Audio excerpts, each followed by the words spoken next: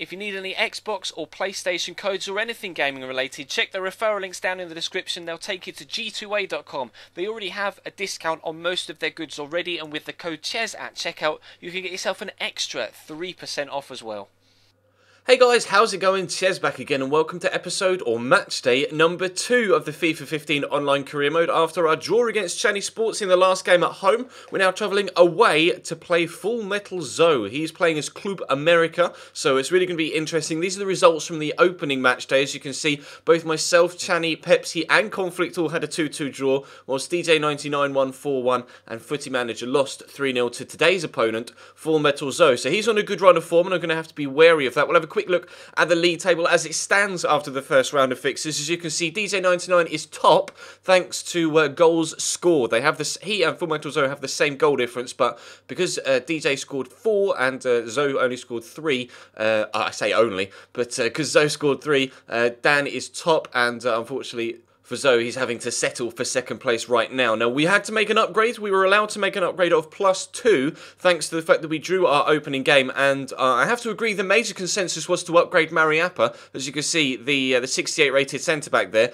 The way we're doing the upgrades, we're using the ratings on SoFIFA.com. I'll leave a link in the description down below to that particular website, and you can check it out. We're using the, just as kind of a level playing field, because obviously with the Matchday engine, head-to-head ratings kind of fluctuate a bit. So we're using the head-to-head ratings on SoFIFA.com because it gives you an accurate rating of from specific dates. So we're using the date as of the 13th of March, and as of the 13th of March, there wasn't really anyone that I could see from you know, kind of the rating we had available to us to improve for Mariappa to get him up to you know, a significant improvement. So thanks to a couple of suggestions in the comment section, the majority of the comment section was to upgrade Mariappa, and I wholeheartedly agree with that. But I think we'd be better off waiting till we get a +5 rating upgrade for a win before we do anything with Mariappa. And because I had +2 available only because we drew the game, I decided to upgrade Martin Kelly, the right back. He is rated at 73 currently with the head-to-head ratings, and as of the 13th of March, Micah Richards was rated 75. So I decided to upgrade Martin Kelly to Micah Richards. He's going to play at right back for us in the upcoming game against FULLMETALZO away from home against Club America, and hopefully he can have a good game. Obviously, he can play in the middle of the defence as well. So actually, it's almost kind of a double-edged sword, or two birds with one stone type thing. So many cliches, but you know, he can play at right back for us and at centre back should we be able to get an adequate upgrade later on. So let's jump into the game against FULLMETALZO and we'll see how things go. No rhyming was actually intended there, that's just how it came across, or how it came out. But unfortunately, we're playing on a 2-bar against Zoe. Obviously, he's over in North America and we're here in Europe, so it wasn't actually that bad of a connection. There was a slight bit of button lag, but other than that, everything was pretty smooth. And I was quite apprehensive going into this because obviously Club America has some very, very good players, and there's a lot of pace in the side. And I don't necessarily have a lot of pace at the back. It's only really my main front players that have the pace in my side. He's going to get the first chance through Peralta, who draws a decent save out of Speroni. Wasn't necessarily the most difficult of saves. So obviously trying to build here on our draw against Channy Sports in the previous game, trying to get ourselves a win this time around. We were so close to winning the first game. Zaha tries the cheeky dink, but I didn't quite put enough on it to get it over the keeper into the bottom corner. Unfortunately, we stay at 0-0 for the time being. But Joe Ledley throws a perfect ball through here for Yannick Bolasie. Brilliantly weighted and absolutely perfectly into his stride. Lovely bit of skill there from Bolasie. Again, there's a man free at the back post. It's Wilfried Zaha again, but he doesn't get the contact on it properly for the second time. And unfortunately, pretty much open goal at the back post is wasted by the fact that Wilfried Zaha couldn't get a clean connection on the ball.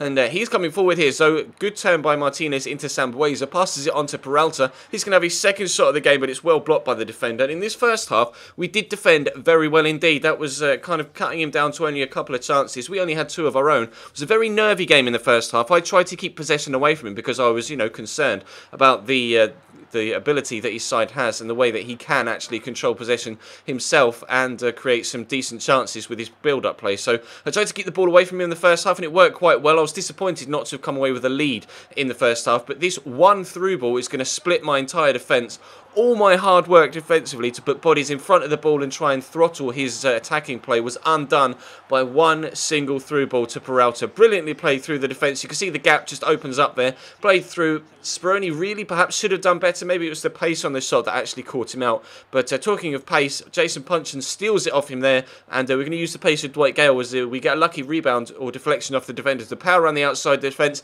Went for the bottom corner, but unfortunately he couldn't quite keep it low. And then Jason Puncheon misses another open goal. Zaha missed one earlier on in the first half thanks to a poor connection. This one, Jason Puncheon almost gets too good a connection on it, too much power behind it, and it goes over the top of the bar. I was livid when that happened, absolutely fuming. Unfortunately, I was recording at like 3 AM to play this game, so I wasn't able to record live, but I had to rely on Speroni there to keep him out from getting a second goal. So with just over 5 minutes to go, we both made changes. I brought on Fraser Campbell and Lee Chung-yong to replace my front two of Jason Puncheon and Dwight Gale, hoping that those two players could add some extra pace and dribbling skill in the middle to actually get us back in the game. We get really lucky there with the deflection to Fraser Campbell. He's going to stand it up towards the back post. Chung-yong goes up. The two substitutes combine, but Munoz with a brilliant save at the very, very end of the game in stoppage time to make sure that we don't get ourselves back on level terms. And then Martin Arroyo goes on a really nice run here. Twice I tried to put a tackle in and my players they tried to play the ball, but actually tackled behind the man as he'd already gone past them. So perhaps it was my defensive timing. I'm not really too sure. I need to work on that. But unfortunately, we get a slim defeat from that game against FULLMETALZO as Club America. So we have to just kind of take that on the chin. It was such an even game, as you can tell by the stats.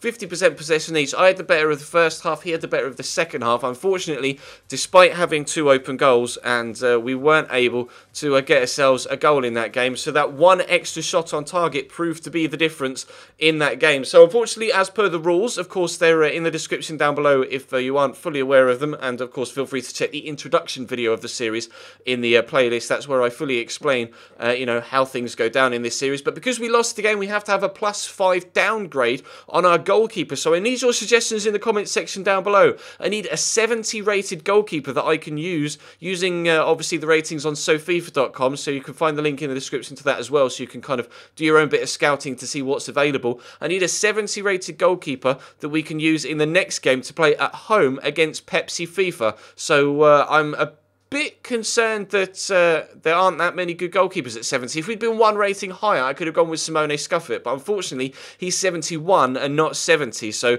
we'll have to have a look on SoFIFA between us and decide what player is the best one to replace Speroni. Obviously, if I get a win in the next game, then we get Speroni back and a +5 upgrade for an outfield player, so fingers crossed that's what we can do against Pepsi. But right now, we unfortunately have to take the knock for losing that game against FULLMETALZO. But that is going to bring today's episode to a close. Thank you very much for watching.